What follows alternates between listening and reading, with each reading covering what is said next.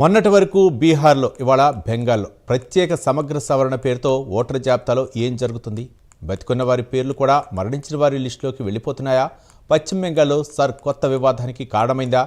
58 లక్షల ఓట్ల తొలగింపుపై రాజకీయ పార్టీలు చేస్తున్న రచ్చ ఏంటి? సర్పై వివాదం ఎందుకు?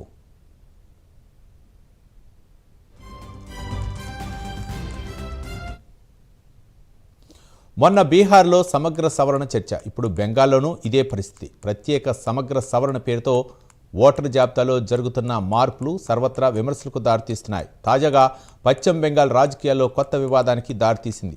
ఓటు హక్కును కాపాడాల్సిన ప్రత్యేక సమగ్ర సవరణ ఇప్పుడు పశ్చిమ బెంగాల్లో రాజకీయ అగ్ని పరీక్షగా మారింది. బతికున్న వారి పేర్లను కూడా ఓటర్ జాబితా నుంచి తొలగించడంపై విమర్శలు వెల్లువెత్తుతున్నాయి.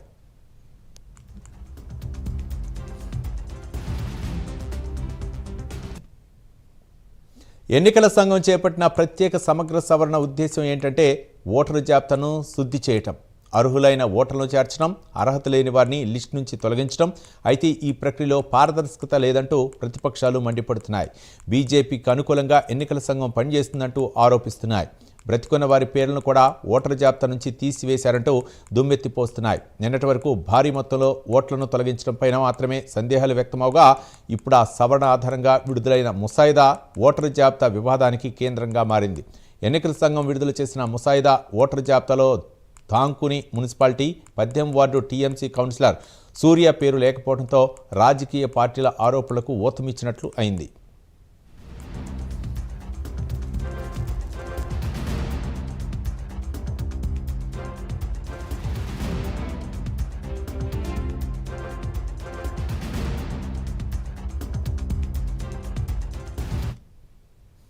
తనను మరణించిన వ్యక్తిగా చూపిస్తూ ఓటర్ జాబితా నుంచి తొలగించారంటూ కౌన్సిలర్ సూర్య ఆందోళన వ్యక్తం చేస్తున్నాడు. అధికారుల తీరుకు నిరసనగా సూర్య తన అనుచరులతో కలిసి శ్మశానంలో ఆందోళన చేపట్టాడు. తనను ఓటర్ జాబితాలో చంపివేశారంటూ ఫైర్ అయ్యాడు.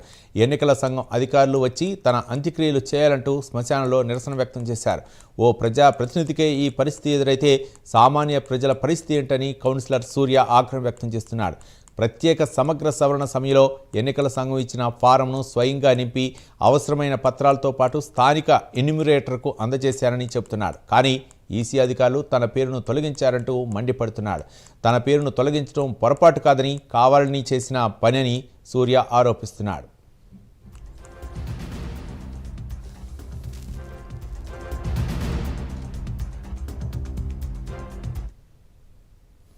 మరోవైపు టీఎంసీ ఇతర నేతలు సైతం ఈ ఘటనపై ఘాటుగా స్పందిస్తున్నారు. ఎన్నికల సంఘం తీరును తప్పుపడుతున్నారు. బ్రతికున్న వారిని కూడా చనిపోయినట్లు చూపించి ఓట్లు తొలగించారంటూ ఆగ్రహం వ్యక్తం చేస్తున్నారు.